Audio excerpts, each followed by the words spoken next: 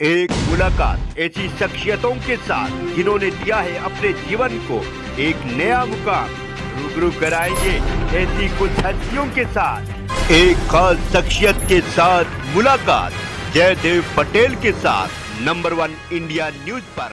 नमस्कार व्यूअर्स, मैं जयदेव पटेल और आप देख रहे हैं नंबर 1 इंडिया न्यूज। आपका एक बार फिर स्वागत है एक खास शख्सियत के साथ मुलाकात प्रोग्राम में। आज हम बात करेंगे दिल्ली में सुबह 5:30 बजे जो भूकंप आया, आखिर इसके पीछे क्या कुछ वजह है, क्योंकि उसकी जो तीव्रता है वो 4 गज की गई और इसी के साथ साथ में इसका जो सेंटर था वो 2 लाख हुआ था।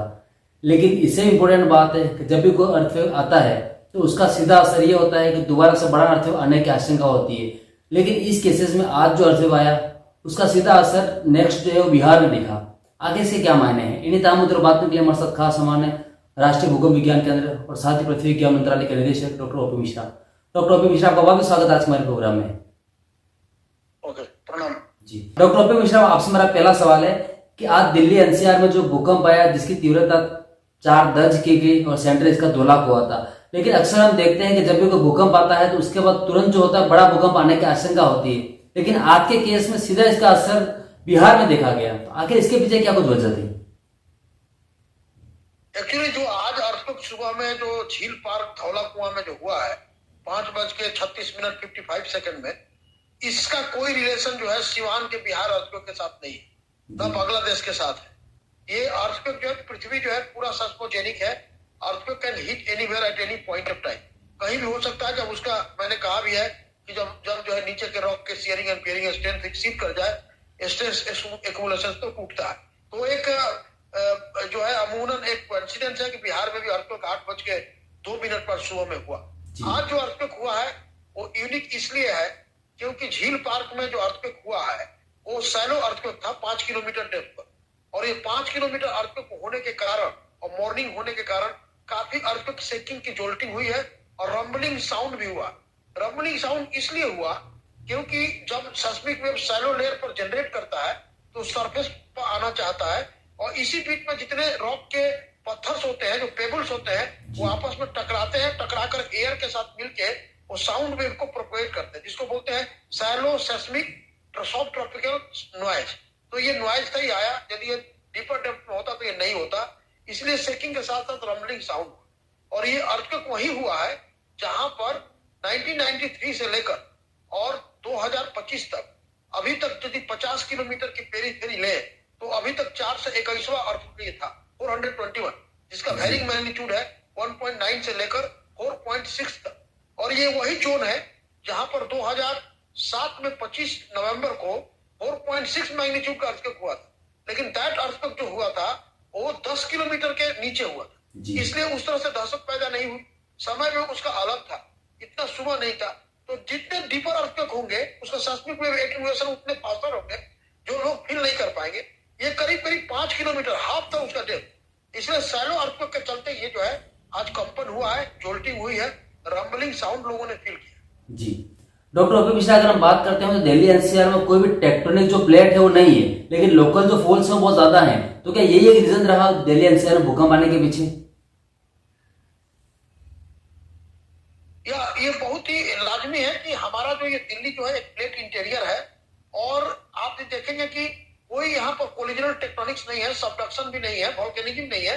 ये इन सिटू मटेरियल हेटेरोजेनिटी। इसका मतलब ये है कि जब ये दिल्ली के जितने ये इर्द गिर्द जो जितने जोन है, जितने दिल्ली के जो जियोलॉजिकल कंडीशंस हैं, मॉर्फोलॉजी है, जियोलॉजिकल कंपोजिशन है, ये बहुत से पास्ट वाटर चैनल्स रहे, पेलियो चैनल्स रहे, रिवेराइन लेकुस्ट्राइन डिपोजिट हुए हैं, जिस रॉक में कहीं कहीं वाटर जो है और फ्लूइड कहीं कहीं भरा हुआ है। इसके चलते जब फ्लूइड जो काफी कोरोड करता है रॉक को, उसका स्ट्रेंथ जो है बहुत डिमिनिश कर देता है, स्ट्रेंथ डाउन करता है, रॉक को कमजोर करता है। तो रॉक जो है ऐसे ही स्ट्रेस एक्युमुलेशन होते होते थोड़ा ही स्ट्रेस ज्यादा होने पर सहन नहीं कर पाता था, टूट जाता है। ये टेक्टोनिक इवेंट है ही नहीं। टेक्टोनिक इवेंट होता था कंटिन्यूअसली, आफ्टर शॉक इसके आते। अभी तक आफ्टर शॉक इसका 24 आवर्स तक लाजमी है कि हम उसको ऑब्जर्वेशन में रखें कि 4 मैग्नीट्यूड का जो मेन शॉक हुआ, इसका आफ्टर शॉक जो है 1.1 और 1.2 मैग्नीट्यूड लेसर होगा। इसका मतलब 3.7 से लेकर 3.8 तक एक्सपेक्ट कर रहे हैं, लेकिन अभी तक नहीं आया। ये भी हो सकता है कि ना आए, क्योंकि जितने एनर्जी एक्युमुलेट हुए थे सेस्मिक स्ट्रेस, वो एनर्जी स्ट्रेन एनर्जी जो है मेन शॉक के साथ ही रिलीज कर गया होगा, और उसी के लिए हम लोग अभी उस पर नजर बनाए हुए हैं कि कोई आता है कि नहीं जी। Aftershock. Doctor OP Mishra ji, अगर हम बात करते हैं तो दिल्ली एनसीआर में बड़ा भूकंप आने की कितनी आशंका है और इसे कितना सतर्क रहने की जरूरत है, क्योंकि दिल्ली में कहीं इनके बहुत ज्यादा हाई राइज बिल्डिंग्स भी हैं। एक्चुअली देखिए, ये लाजमी है कि कहा जाता है कि earthquake does not kill the people. भूकंप किसी को नहीं मारता। ये स्ट्रक्चर, जब खराब स्ट्रक्चर होते हैं उसी के गिरने से लोग मरते हैं और जान माल की क्षति होती है। तो आप देखेंगे कि दिल्ली जो है वो ऑफकोर्स 300 से लेकर 400 किलोमीटर के हिमालयन के डिस्टेंस पे बैठा हुआ है, और जो भी हिमालयन अर्थक्वेक होता है, इवन कि अफगानिस्तान के टर्मिनेशन पॉइंट पे भी अर्थक्वेक होता है, डीपर अर्थक्वेक, तो दिल्ली उसको फीलिंग सेक करती है, फीलिंग को फील करती है, सेकिंग को। इसका मतलब यह है कि ये सेस्मोजेनिक प्रोविंस जो है वो छोटे छोटे अर्थक्वेक के लिए, क्योंकि यदि हाइड्रो फ्रैक्चरिंग या पेलियो चैनल्स या आपका कोई रिवराइन एंड लेकोस्ट्राइन कॉजेज है, तो ये बड़ा बड़ा अर्थक्वेक सोर्स जो नहीं हो सकता, क्योंकि बड़ा अर्थक्वेक मैग्नीट्यूड 6 के एंड उसके एवॉल्व करने के लिए बहुत बड़ा फॉल्ट का लेंथ, विड्थ और ये सब चाहिए, कॉम्पिटेंट मास चाहिए। उस तरह का यहाँ पर उस तरह की इमेजिंग है नहीं, तो इसलिए जो है सेस्मोजेनिक जोन है, क्योंकि छोटा छोटा अर्थक्वेक आएंगे। अभी तक 5.9 मैग्नीट्यूड का मैक्सिमम अर्थक्वेक आ चुके हैं और ये डिफरेंट डेप्थ पर आते हैं। तो एहतियात बरतने क्या है कि आपके स्ट्रक्चर जो है वो काफी अर्थक्वेक रिस्क रेजिलियंट हो, पुराने स्ट्रक्चर हो उसका मजबूतीकरण किया जाए, उसका रेट्रोफिटिंग की जाए। नया स्ट्रक्चर यदि बनाते हैं, या ड्वेलिंग हो या क्रिटिकल स्ट्रक्चर हो, स्कूल्स हो, हॉस्पिटल्स हो, कॉलेज हो, या कोई भी आपकी प्रिजन्स हो, कोई भी आपकी पावर प्लांट हो, न्यूक्लियर प्लांट हो, या कोई गवर्नमेंट बिल्डिंग्स हो, इसकी जो है एक रूपरेखा जो है अर्थक्वेक रिस्क रेजिलियंट बिल्डिंग का बनाने का है, जिसका फाउंडेशन काफी एनर्जी एटीन्यूएट हो जाए। और हमारे इंजीनियरिंग सोल्यूशन में ऐसी हो रही है भारत सरकार में, और नेशनल सेंटर फॉर सेस्मोलॉजी जो पृथ्वी विज्ञान मंत्रालय के अंतर्गत आता है, उसमें हम लोग को एक जिम्मेवारी दी गई है कि 30 सिटी को, कंट्री का, जो कि बहुत स्ट्रेटेजिक सिटी है, जिसका पॉपुलेशन 5 लाख से अबव है, और जिसका जो जोन 3, 4 एंड 5 हजार जोन में पड़ता है, उसका जो है आप सेस्मिक माइक्रोजनेशन करके, मतलब एक जोन को जोनिफाई करिए 500 मीटर के ग्रिड में, और पूरा जो है उसका पैरामीटर जनरेट करिए कि क्या पैरामीटर लगाने से अर्थक्वेक रिस्क रेजिलिएंट स्ट्रक्चर बनेगा, और वो बना के हम लोग बीआईएस को या और स्टेक होल्डर्स को दे रहे हैं, जिससे कि आने वाले दिन में हमारी कंट्री जो है 2047 तक जब विकसित भारत बने तो अर्थक्वेक रिस्क रेजिलिएंट स्ट्रक्चर हो, उसके लिए काफी मुहिम चला है। और देखे होंगे कि आज जो अर्थक्वेक हुआ 4 मैग्नीट्यूड का, 5 किलोमीटर डेप्थ पर, इंटेंसिटी 4 पर, एक भी बिल्डिंग में न क्रैक आया न डैमेज हुआ।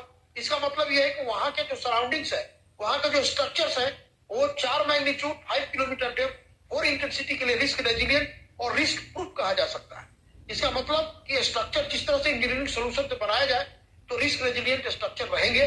और अभी तक दिल्ली जो काफी अर्थक्वेक झेल चुका है, इवन कि नेपाल का भी शेकिंग झेल चुका है, जिसमें कि हमारी बिल्डिंग की जो भी संभावनाएं डैमेज की होती है उसको रेट्रोफिटिंग किया जाता है। तो ये अर्थक्वेक ये संदेश देता है कि बिल्डिंग आपकी रिस्क रेजिलिएंट बनाइए, जिससे कि जान माल की क्षति कम हो। जी डॉक्टर ओपी मिश्रा, आपसे मेरा एक आखिरी सवाल है कि आने वाले समय में ऐसे जब भी कोई भूकंप आते हैं, ऐसे कोई इंसिडेंट सामने आते हैं, तो इससे लोग एहतियात के तौर पर किस तरह की सावधानियां बरते जाए, कोई जन माल का नुकसान नहीं हो, इसी के साथ साथ खुद को सेफ और सुरक्षित रख सके, इसको लेकर? हाँ, तो ये पूरी जो है काफी रह के कैपेसिटी बिल्डिंग प्रोग्राम की जाती है, अवेयरनेस किया जाता है। भारत सरकार के अंतर्गत जो गृह मंत्रालय है उसके अंतर्गत national institute of disaster management है, वो भी इंस्टीट्यूट जो है काफी इस प्रोग्राम को करता है, जन जन तक, सोसाइटी तक, स्प्रिंग तक, ब्लॉक तक ले जाता है, जिसे बताया कि अर्थक्वेक आने के टाइम पे क्या करना है क्या नहीं करना है। भारत सरकार का जो एनडीएम है, नेशनल डिजास्टर मैनेजमेंट अथॉरिटी, जो पूरी एडवाइजरी बॉडी है, प्रधानमंत्री जी के चेयरमैन है, इसके लिए काफी रेगुलर मीटिंग होती है, जिससे कि हर तबके के डिजास्टर को, वो अर्थक्वेक हो या कोई टाइप का डिजास्टर हो, उसके लिए पब्लिक को अवेयरनेस किया जाए कि पैनिक न हो, पब्लिक उसको समझे कि इसका साइंटिफिक रीजन क्या है, पब्लिक ये समझे कि अर्थक्वेक के टाइम में क्या करना है। तो हम लोग जो है अर्थक्वेक के ड्यूरिंग द अर्थक्वेक, जैसे कि प्रायर टू बिल्डिंग ये प्रिवेंशन लेना है, प्रिपेयरेंस लेना है, लेकिन ड्यूरिंग अर्थक्वेक आपको अपने सर को बचाना है, टेबल के नीचे छुपना है, आपको जितने रिस्क रेजिलिएंट जो स्ट्रक्चर है कॉर्नर में वहां खड़ा होना है, और जो भी हो कोई प्रोपेगेंडा पर साइंटिफिक एक्सप्लेनेशन बजाय प्रोपेगेंडा न जाए, कोई जो है जिस तरह के अफवाहें उड़ती है उसको ध्यान न दे, आपके तरह जो मीडिया जो सटीक साइंटिफिक जानकारी देती है उसको सुने और करे। कि latest state of art technology हम लगाएं, जिससे कि हम बहुत सटीक जानकारी सटीक टाइम पर दे, इंटेंसिटी एस्टिमेशन नहीं करते, जी। सब टाइमली करते हैं। तो ये सब एहतियात हम बरत रहे हैं। जी, डॉक्टर ओपी मिश्रा, आपने हमारे लिए समय निकाला और महत्वपूर्ण जानकारी हमारे साथ साझा करी, उसके लिए आपका बहुत बहुत धन्यवाद।